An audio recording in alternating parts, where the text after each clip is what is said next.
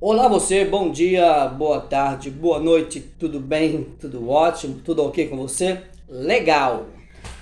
Vamos lá, vamos à reflexão bíblica neste dia especial. Atos dos Apóstolos, capítulo 2, verso 42, diz assim: E perseveravam na doutrina dos apóstolos, e na comunhão, e no partir do pão, e nas orações. Em cada alma havia temor, e muitas maravilhas e sinais se faziam pelos apóstolos. Agora, Atos, capítulo de número 4, versículo de número 31.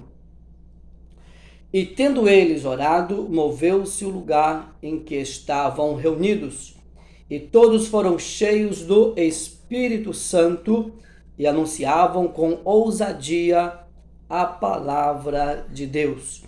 E era o coração e a alma da multidão dos que criam.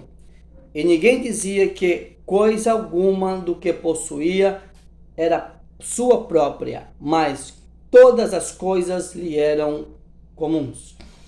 Bom, livro de Atos dos Apóstolos, escrito por Lucas, Dr. Lucas, antes do ano 100 da era cristã, conta aqui o relato, o crescimento e expansão da igreja cristã, especialmente pelas viagens missionárias do apóstolo Paulo. Nesses versos em específico, o que nós podemos perceber? Percebemos a maneira como a igreja conseguiu lidar com suas dificuldades, seus problemas no dia a dia. E como foi esta explosão, esta dinamite, essa dínamos nas mãos de Deus no seu nascedor. Eles faziam algumas coisas principais que a igreja de hoje, muitas das denominações, têm esquecido. No entanto, a própria igreja, não a instituição, a igreja, mas o organismo vivo, igreja, corpo de Cristo, ainda faz. Quais são? Eles viviam na doutrina dos apóstolos, pregavam o evangelho com ousadia. As pessoas que iam se agregando à igreja, eles automaticamente já iam se alimentando aqui, da palavra de Deus, se alimentando.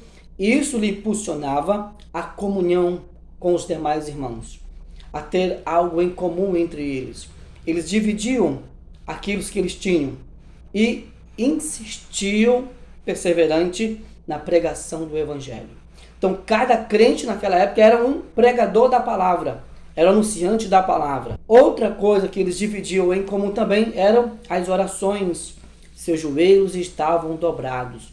Não havia como vencer, ultrapassar as barreiras religiosas da época, as perseguições que viriam, sejam elas externa como interna. As perseguições que foram feitas na base da espada, na base da faca, no derramamento de sangue, como na perseguição feita através da própria palavra, ou seja, em verdades inseridas na parte da escritura, desvirtuando o pensamento de muitos. É aquilo que a Bíblia vai chamar de surgimento dos falsos mestres, dos falsos profetas.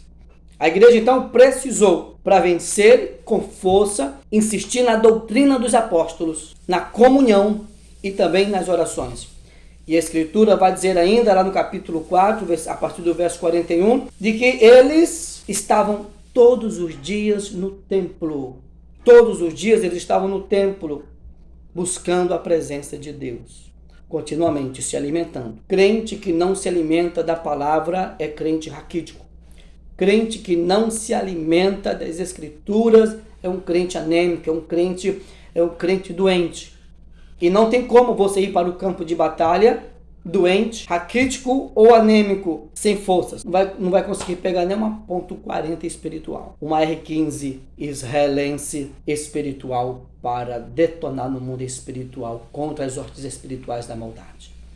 Deus tem nos revestido, tem colocado à nossa disposição um arsenal incrível de armas espirituais.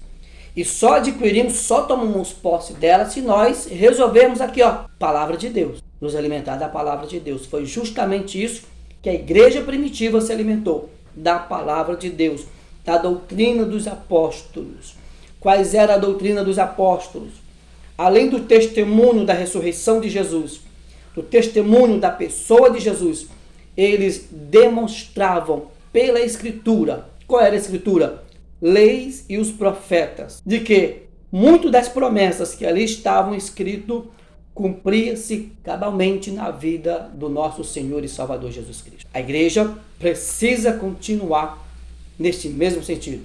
Doutrina, palavra de Deus, não é desabafo, não é rasgar a vida de alguém nos púlpitos, não. É palavra de Deus, doutrina, palavra, ensinamento bíblico sistemático, ensinamento bíblico cheio da graça, cheio da unção. Em um dos textos que nós lemos, vai ver que os apóstolos pregavam com ousadia a palavra de Deus com graça. Então Deus em Cristo vem nos abençoar e despertarmos-nos nesta última hora da igreja aqui na terra com a pregação do Evangelho. Ok?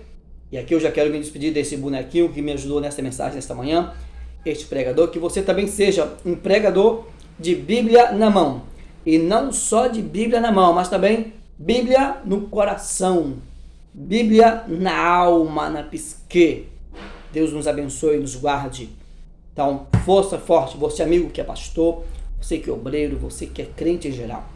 Então, insista na leitura da palavra, na oração e na comunhão.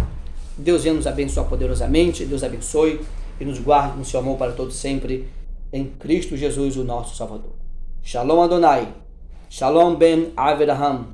Deus bendiga a todos vós. A paz.